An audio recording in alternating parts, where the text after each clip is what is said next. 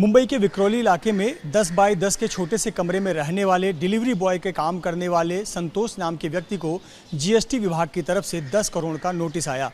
GST विभाग का कहना है कि संतोष की जो कंपनी है संतोष इंटरप्राइजेस, उसने करोड़ों के लेन देन किए, जिसका जीएसटी 10 करोड़ का बकाया बनता है और उसने ये अदा नहीं किया, इसलिए उस पर कानूनी कार्रवाई की गई है। संतोष की जो कंपनी जीएसटी विभाग के मुताबिक दस्तावेजों में दिखाई गई है, वो मुंबई के नज़दीक मीरा रोड इलाके में दिखाई गई है। एबीपी न्यूज़ की टीम उस जगह पर पहुंची है पड़ताल के लिए। क्या वाकई में संतोष की कंपनी यहां पर है? मुंबई के नज़दीक मीरा रोड में ये जो आप परिसर देख रहे हैं, ये शांति शॉपिंग सेंटर है।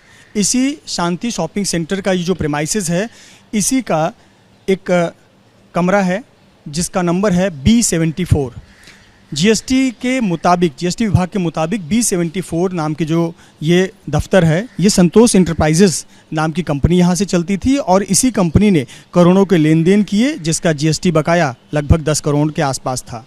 लेकिन जब हम यहाँ पर पहुँचे हैं तो यहाँ संतोष इंटरप्राइजेस नाम की कोई कंपनी नहीं है, बल्कि एक चॉइस इंटरप्राइजेस नाम की कंपनी है और ये सभी प्रकार की फाइनेंशियल सेवाएँ उपलब्ध कराती है।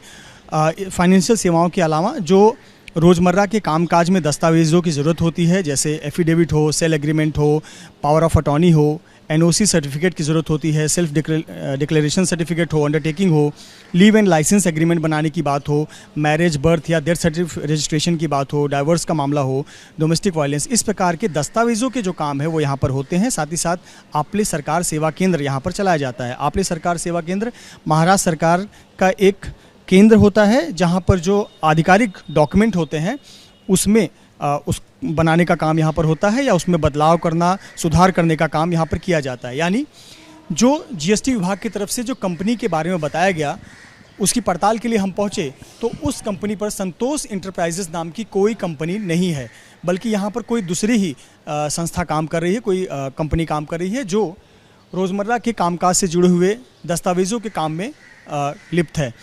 ऐसे पर यह नज़र आता है कि जो दफ्तर दिखाया गया संतोष इंटरप्राइजेस का, वो सिर्फ कागज़ों पर सीमित था और कागज़ों पर ही ये पूरी धांधली की गई, जिसकी चपेट में ये व्यक्ति आया जो एक डिलीवरी बॉय है।